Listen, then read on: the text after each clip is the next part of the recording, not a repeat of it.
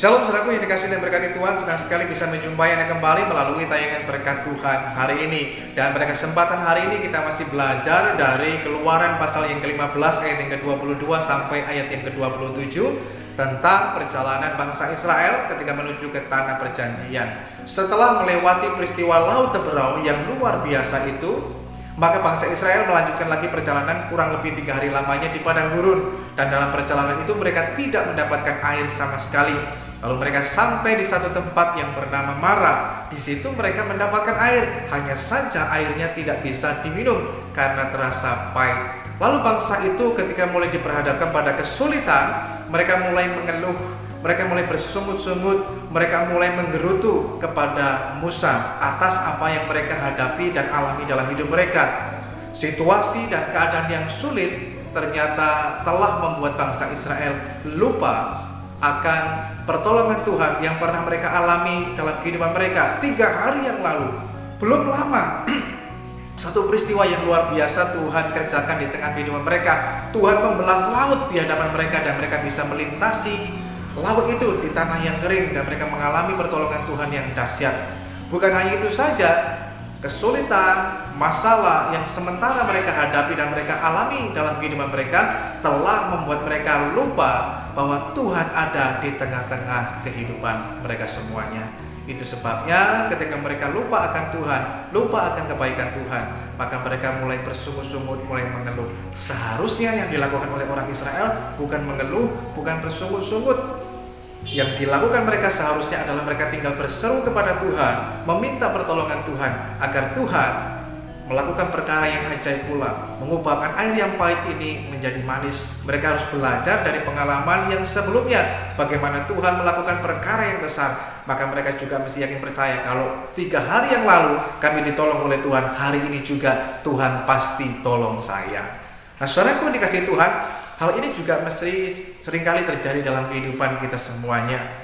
Kadangkala ketika kita diperhadapkan pada masalah, kesulitan yang cukup besar, sakit penyakit yang cukup berat, bisa membuat kita segera lupa akan kebaikan Tuhan, pertolongan Tuhan yang pernah terjadi dan teralami dalam hidup kita bersama. Namun hari ini saudara yang dikasihi Tuhan, kita belajar dari peristiwa yang dialami oleh orang Israel ini. Maka yang pertama, saudara yang dikasihi Tuhan, mari belajarlah untuk selalu ingat akan Tuhan. Ingatlah bahwa ketika Anda dan saya menjalani kehidupan kita ini, kita tidak sendirian. Ada Tuhan yang hidup, ada Tuhan yang sangat baik, Tuhan yang menyertai dalam langkah kehidupan kita. Nah, ketika kita ingat hal ini, bahwa Tuhan itu ada dan Tuhan itu menyertai kita, maka hal itu sangat meneguhkan kita, akan menguatkan kita, akan menolong dalam kehidupan kita, sehingga kita dapat melangkah dalam perjalanan kita dengan yakin. Kita tidak takut, kita tidak perlu khawatir. Hari ini saudara dikasihi Tuhan, apapun keadaan dan situasi dalam kehidupan Anda, ketika Anda merasa bahwa Anda hanya sendirian, begitu sulit pergumulan yang Anda hadapi, hari ini ingatlah baik-baik bahwa Tuhan itu ada dan Tuhan yang hidup itu menyertai saudara sekalian. Tuhan yang hidup itu ada tinggal dalam kehidupan kita dan Dia mau melakukan perkara-perkara yang luar biasa di tengah kehidupan Anda dan saya. Bagian kita tinggal percaya dan kita mau berseru kepada Tuhan. Kalaupun mungkin kita tidak tahu apa yang harus kita sampaikan kepada Tuhan, cukup kita berkata, Tuhan tolong saya. Tuhan sudah mengerti dan mengenal keadaan dalam kehidupan kita. Tuhan mengerti dan mengenal apa yang menjadi kebutuhan dalam hidup saudara dan saya. Yang kedua, melalui hal ini juga selalu mengingatkan kepada kita semuanya agar kita selalu ingat akan firman kebenaran. Ketika kita mengalami masalah, mengalami kesulitan, kadang-kala kita membuat kita bisa menjadi lemah, menjadi khawatir, menjadi takut, menjadi panik dan lain sebagainya. Namun ketika kita ingat lagi akan firman kebenaran, ingat akan janji Tuhan. Ada satu pujian yang mengatakan, firman-Mu berkata, Kau besertaku, maka kuat roh dan jiwaku.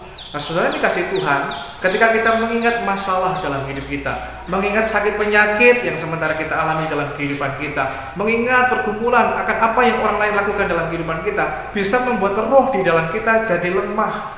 Namun ketika kita mengingat dan akan firman kebenaran dalam kehidupan kita, ketika firman Tuhan berkata, Aku menyertai engkau, jangan takut dan kuatkan hatimu, itu akan membuat roh di dalam diri kita menjadi kuat kembali. Sebab itu dalam kehidupan kita mari juga kita belajar untuk mengingat akan firman Tuhan dalam hidup kita. Di saat kita ingat akan firman Tuhan, itu akan sangat menolong kita, sehingga itu akan mengarahkan langkah kehidupan kita untuk senantiasa berjalan sesuai dengan kehendak Tuhan, tapi juga kita bisa mengalami kebaikan Tuhan di tengah kehidupan kita bersama. Saudara yang dikasihi Tuhan, jangan kita lupakan apa yang Tuhan ingatkan di dalam kehidupan kita.